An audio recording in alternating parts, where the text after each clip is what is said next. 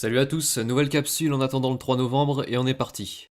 Alors là, il y a des événements importants. Alors tout d'abord, il y a une information toute fraîche qui vient de tomber, elle est un petit peu floue mais elle est intéressante. Vous vous souvenez de Sidney Powell, c'est l'avocate du général Flynn, et c'est elle qui avait expliqué devant les caméras de télé qu'il y avait sur l'ordinateur d'Anthony Weiner des vidéos tellement horribles que les enquêteurs qui les ont regardées avaient dû aller vomir. Et cette femme donc c'est l'avocate du général Flynn. Et Flynn, je rappelle, il avait publiquement dit que selon lui, l'affaire du Pizzagate méritait qu'on enquête dessus. Il avait dit ça alors que tous les médias disaient que c'était un canular d'extrême droite.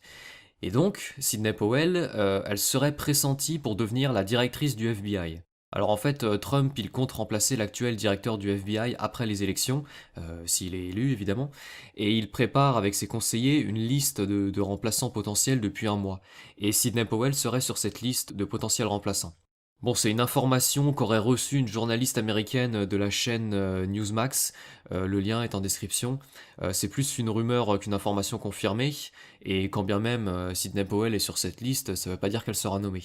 Cela dit, bon, déjà Sidney Powell a réagi sur la chaîne Newsmax en disant qu'elle serait honorée d'être directrice. Donc déjà, elle est partante. Et surtout, si cette information est vraie, c'est lourd de sens sur ce que Trump entend faire du FBI. Sidney Powell, elle veut enquêter sur Anthony Weiner, sûrement sur le Pizzagate comme Flynn. Elle est habituée aux affaires de crimes sexuels et elle a même dit que si elle devenait directrice du FBI, beaucoup de gens à New York allaient devoir, comment dire, allaient avoir besoin d'un service de blanchisserie. Donc je vous laisse comprendre l'image. Bref, Sidney Powell à la tête du FBI, c'est pas fait, mais si ça arrive, ça peut faire très mal. Je m'étends pas plus sur le sujet parce que l'information est trop fraîche, on verra si ça se confirme par la suite, mais au moins vous êtes au courant et vous pourrez surveiller de votre côté. Deuxième point de la capsule, très court aussi, comme prévu, Biden serait en train de se constituer une armée d'avocats pour pouvoir contester les résultats des élections présidentielles de novembre. Bon, pas grand chose à dire hein, vu qu'on en a déjà parlé, mais apparemment, déjà en juillet dernier, Biden avait déjà rassemblé au moins 600 avocats.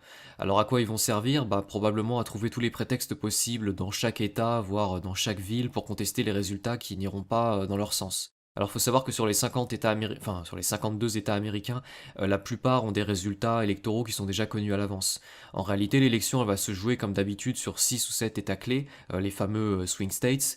C'est vraisemblablement dans ces États-là que les démocrates vont envoyer leurs avocats et tenter d'influer sur les résultats. Je vous refais pas le topo des autres capsules, mais en gros, ils diront que le coronavirus a empêché les gens de voter, que le vote par courrier doit être comptabilisé même plusieurs semaines après l'élection, et que donc on peut pas annoncer de vainqueur, ou d'autres prétextes, bref, tout ce qu'ils peuvent pour perturber l'élection et rendre la victoire de Trump aussi illégitime que possible. Enfin bref, donc c'est confirmé que Biden rassemble des avocats, et évidemment il le fait pas pour rien. Cela dit, pour ceux qui lisent les posts de Q, je vous renvoie au post 4722 où Q dit, comme on s'y attendait, que le fait que les démocrates contestent ou perturbent l'élection, ce n'est pas une surprise, et que du côté de Trump, tout a déjà été anticipé depuis longtemps. Donc voilà, on passe aussi rapidement là-dessus, et donc on arrive au sujet important de cette capsule qui est la mort de Ruth Bader Ginsburg, qui était donc juge suprême des États-Unis et qui est morte hier. C'est un événement qui va avoir son importance dans les semaines à venir et du coup bah, on va voir ça. Alors tout d'abord juste un petit topo pour vous mettre à jour si vous savez pas trop ce qu'est la Cour suprême, les juges suprêmes, tout ça. La Cour suprême est composée de 9 juges suprêmes qui sont nommés à vie par le président des États-Unis. Et ces 9 juges nommés à vie ont un pouvoir assez fort en matière de justice sur les grandes questions de société et sur la constitutionnalité des lois, un petit peu à la manière de notre Conseil constitutionnel à nous. Ces dernières années, par exemple, la Cour suprême américaine a tranché des décisions sur l'avortement, sur le mariage homosexuel, ou des lois sur le financement des campagnes électorales, des lois sur les expulsions, sur le droit de manifester, donc sur des mesures qui sont généralement assez importantes et qui ont une portée assez large aux États-Unis. Et ces 9 juges, donc, ils se répartissent entre démocrates et républicains. Avant que Ruth Bader Ginsburg, je vais juste l'appeler Ginsburg hein, si ça vous dérange pas, avant qu'elle ne meure, il y avait 5 juges républicains contre 4 démocrates, donc 5 contre 4. Et Ginsburg, elle était démocrate. Elle avait été nommée par Bill Clinton en 93. Alors il faut savoir que Trump, depuis 2016, il a déjà nommé 2 juges suprêmes, ce qui lui permet aujourd'hui d'avoir une majorité républicaine à la Cour suprême. S'il nomme maintenant un nouveau juge pour remplacer Ginsburg, comme il est censé le faire, il va avoir une avance de 6 contre 3, donc c'est une avance énorme. On parle de juges qui sont nommés à vie, donc ça veut dire que les États-Unis auront une Cour suprême républicaine et donc plutôt conservatrice pour très longtemps. Parce que même si à partir de maintenant tous les présidents sont des démocrates, il faudrait peut-être 20 ou 30 ans pour que la Cour suprême devienne majoritairement démocrate. Donc si Trump nomme un nouveau juge pour remplacer Ginsburg, il fait prendre un virage conservateur au pays pour une très longue période. Sauf que là, c'est un petit peu plus compliqué que ça. Parce qu'on est à la veille d'une élection présidentielle et que ce serait assez mal vu que Trump nomme un juge à vie, alors que lui, Trump, va peut-être être battu par Biden dans un mois et demi. Bon là, pour cette capsule, on va partir du principe que l'élection n'est pas jouée d'avance, que Trump peut perdre, on va prendre un point de vue neutre.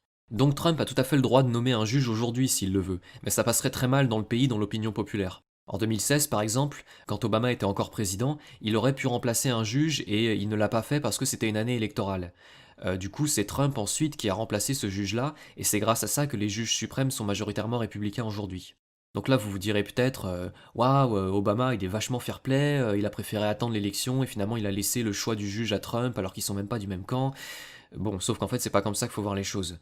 Premièrement, parce que Obama, il pensait que ce serait Hillary Clinton qui allait gagner l'élection, et donc que c'est elle qui choisirait le juge. Donc finalement, pour Obama, ça revenait au même que ce soit lui-même ou Hillary qui choisisse. S'il avait su que ce serait Trump qui choisirait le juge et que du coup il donnerait une majorité républicaine à la Cour suprême, Obama aurait peut-être agi différemment.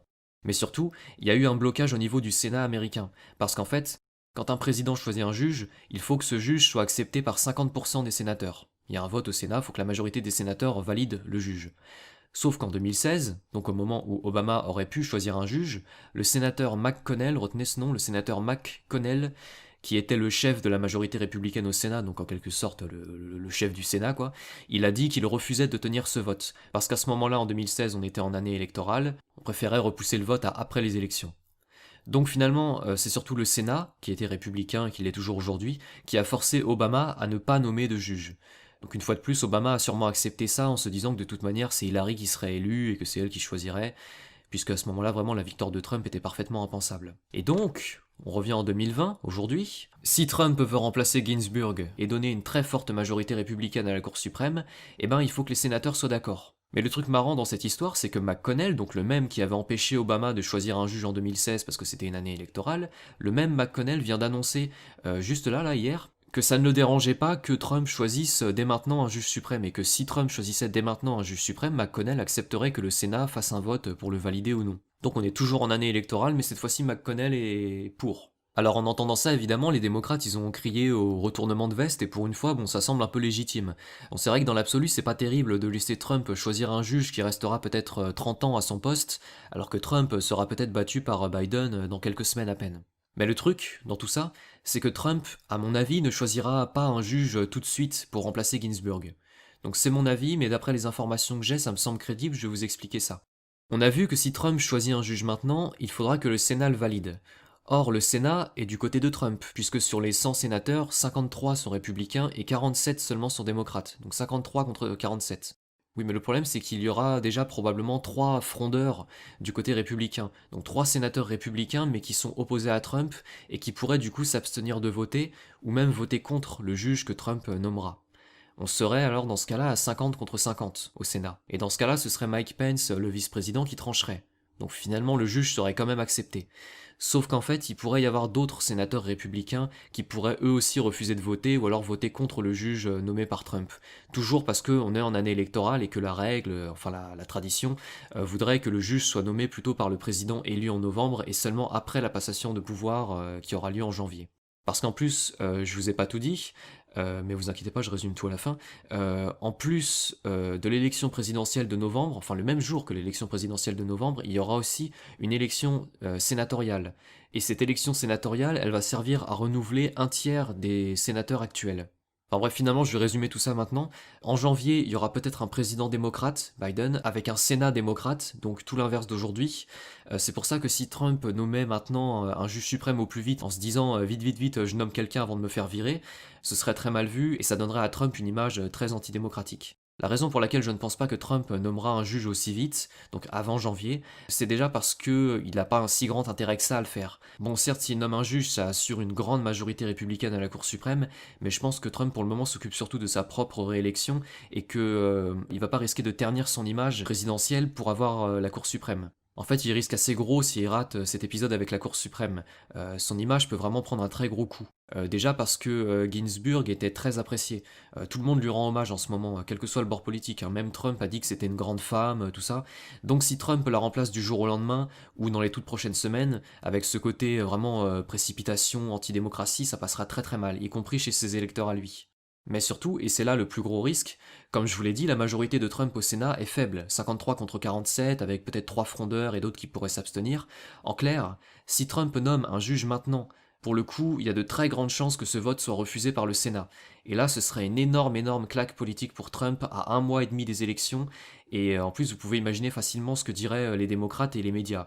Vous imaginez les grands titres, hein. Scandale, le président Trump désavoué par sa propre majorité au Sénat, les sénateurs républicains bloquent le choix de Trump, enfin bon, vous voyez le truc quoi. Et vous pouvez aussi vous attendre, du coup, si ça arrivait, à ce que les journalistes le harcèlent de questions pendant les 6 à 7 semaines qui restent avant l'élection, que le débat présidentiel soit complètement éclipsé par ça. Enfin, les démocrates, les médias utiliseraient vraiment ça pour tomber sur Trump et pour éclipser tout ce qui pourrait être en faveur de Trump ou contre Biden, bref. En clair, si Trump nomme un juge avant janvier, il sera très mal vu, et s'il nomme un juge avant janvier et qu'en plus le Sénat le rejette, Trump sera mal vu et soupçonné d'avoir perdu le soutien de ses élus. Donc bref, son image va complètement voler en éclats. Donc Trump, à mon avis, ne va pas choisir un juge tout de suite. Selon toute vraisemblance, il va attendre la passation de pouvoir de janvier. Voilà, il va pas choisir de juge avant l'élection, ni pendant la période entre novembre et janvier, donc entre l'élection et la passation de pouvoir. Donc s'il choisit, ce sera après janvier, donc après avoir confirmé sa réélection, et avec un Sénat qui lui aussi aura été renouvelé. Alors je précise que les élections sénatoriales, compte tenu des sondages, bon, on sait pas trop ce qui va se passer normalement, ça devrait rester à majorité républicaine, mais en tout cas ça va rester comme là, ça va se jouer à quelques voix, donc pas de certitude de ce côté-là. Dans tous les cas, Trump va attendre à mon avis le 20 janvier. Bon, si on cherche absolument à décortiquer l'actualité, on pourrait dire que McConnell, le sénateur qui a dit que si Trump choisissait un juge, il accepterait qu'il y ait un vote au Sénat, si McConnell a dit ça, on pourrait imaginer que c'est juste pour mettre le feu aux poudres, dans le but que Trump ensuite déclare qu'il préfère attendre et que du coup ça lui donne une image, le bon rôle, quoi, le président qui respecte la démocratie, qui respecte le calendrier électoral. Donc voilà, si Trump attend, ça jouera en sa faveur au niveau de l'image. Bon, enfin voilà, tout ça c'est ma petite analyse de toute cette situation suite à la mort de Ginsburg, de Ruth Bader Ginsburg, qui est donc toute récente, hein, puisqu'on a appris ça cette nuit. Mais je voulais faire la capsule assez vite parce que je pense que ça, on va en entendre parler dans les prochaines semaines. Donc voilà, je voulais que vous ayez un petit peu toutes les informations. Donc je sais pas si mes petites analyses sont bonnes, je sais pas si Trump va vraiment attendre jusqu'au 20 janvier pour choisir un juge, mais personnellement je le pense. Mais dans tous les cas, voilà, vous savez ce qui se passe en ce moment, vous savez un petit peu quelles sont les questions, quelles sont les tensions en jeu dans cette histoire de Cour suprême. Bon, bah, du coup, on va se quitter là. Vous aurez peut-être des informations complémentaires dans les prochains doublages ou les prochaines capsules. En attendant, j'envoie, comme d'habitude, un très très grand merci à ceux d'entre vous qui m'ont fait des dons. Je rappelle que c'est grâce à vous que je peux m'occuper de la chaîne à plein temps, travailler avec mes collègues doubleurs et traducteurs, et puis passer du temps moi-même à m'informer pour pouvoir vous faire les vidéos ensuite. Donc un énorme merci à vous tous, un énorme merci à tous ceux qui partagent les vidéos aussi sur YouTube et sur les réseaux sociaux. Donc voilà, merci à vous tous. Sinon, bonne journée, et puis on se revoit très vite. À la prochaine.